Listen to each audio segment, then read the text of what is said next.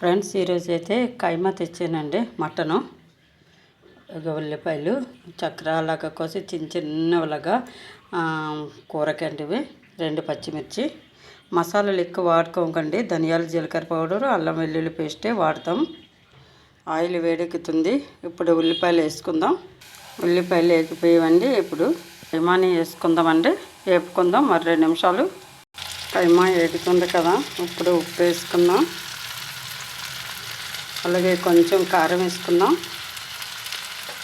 అల్లం వెల్లుల్లి పేస్ట్ వేసుకుందాం. కొంచెం ధనియాల జీలకర్ర పౌడర్ మసాలా పౌడర్ కొద్దిగా వేసుకుందామండి, ఎక్కువ కాదు. కలుపుకుందాం. పోయింది. కొంచెం నీళ్ళు పోసుకుందామండి. నీళ్ళు పోసుకున్నాం కదా, 2 నిమిషాలు ఉడికించుకుందాం. ఫ్రెండ్స్ ఈరోజు అయితే కైమా ఎగురు చేశానండి.